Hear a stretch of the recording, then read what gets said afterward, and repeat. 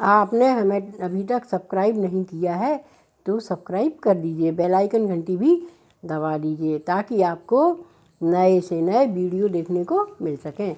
आज मैं आपको कार्तिक स्नान दान का महत्व बता रही हूँ। हमें कार्तिक के महीने में सुबह प्रातः ही सूर्योदय के पहले उठना चाहिए, स्नान करना चाहिए, नदी तालाब में जाकर भगवान का पूजन करना चाहिए और जो है विधि विधान से कार्तिक के व्रत करना चाहिए।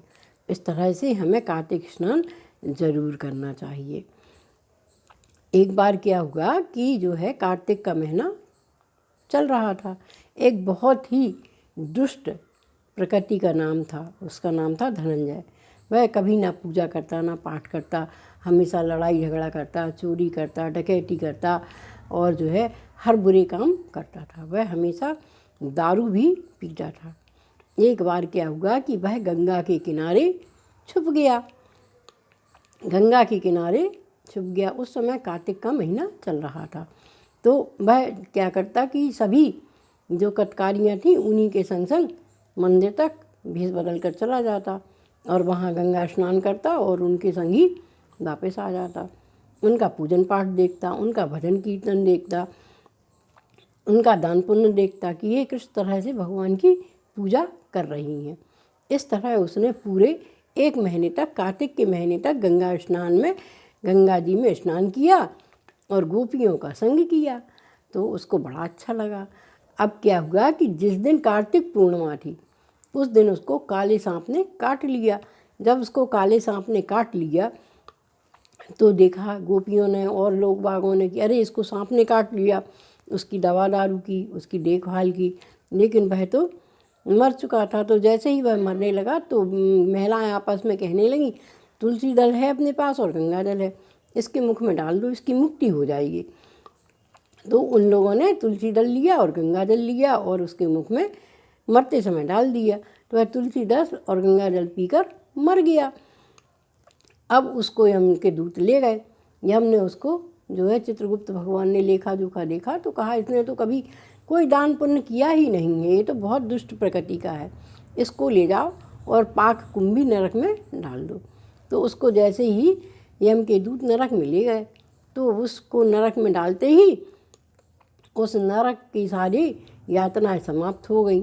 तो वो दौड़े दौड़े यमराज के पास आए, बोले महाराज यह तो बड़ा ही विचित्र पापी आया है कि इसके हमने जैसे ही इसको पाप कुंभी में डाला तो वो उस कुंभी के सारे ही कष्ट शांत हो गए।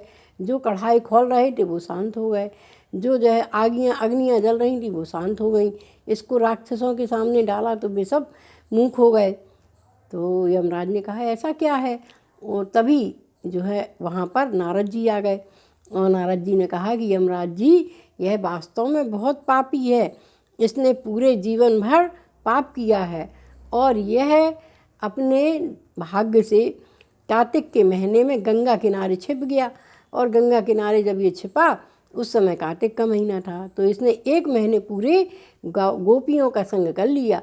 इसने भगवान की पूजा अर्चना देख ली, इसने दीपदान देख लिया, इसने स्नान दान देख लिया, इसने भगवान के भजन सुन लिए, इसके कानों में भगवान का भजन कीर्तन जाता रहा।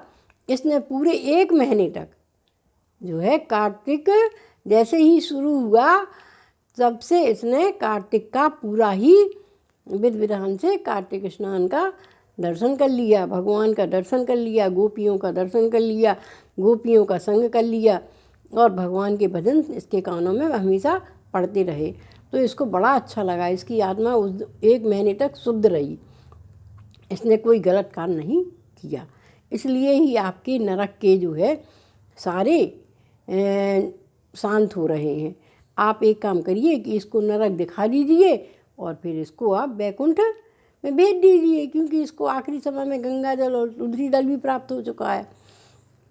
तो यमराज जी बड़ी आश्चर्यचकित रह गए। उन्होंने नारद जी से कहा कि प्रभु देखने मात्र से ही इसको, बोले हाँ देखने मात्र से ही, कार्तिक का स्नान ध्यान देखने मात्र से, उनका संसर्ग करने से इसको स्वतः ही छठवां अंश प्राप्त हो गया। इसलिए इसको आपकी नरक की यातनाएं अब नहीं सहना पड़ेंगी। तो यमराज बड़े आश्चर्यचकित हो गए और उस धनंजय को ले गए और उसको नरक दिखाया और नरक दिखा करके वो बैकुंठ को चला गया। यह है कार्तिक का महत्व जो हम लोग नहीं करते। हमें कार्तिक में नित्य स्नान ध्यान करना चाहिए और भगवान श्री हरि का पूजन करना चाहिए, कृष्ण और राधा के भजन गाना चाहिए, तुलसी का पूजन करना चाहिए, तुलसी माँ की आराधना करना चाहिए। इन सब चीज़ों से हमारे पाप स्वतः ही नष्ट हो जाते हैं। और अगर आप कुछ भी ना कर सकें तो जो कटकारियाँ कार्तिक नहाती हैं उनके दर्शन तो अवश्य ही करें।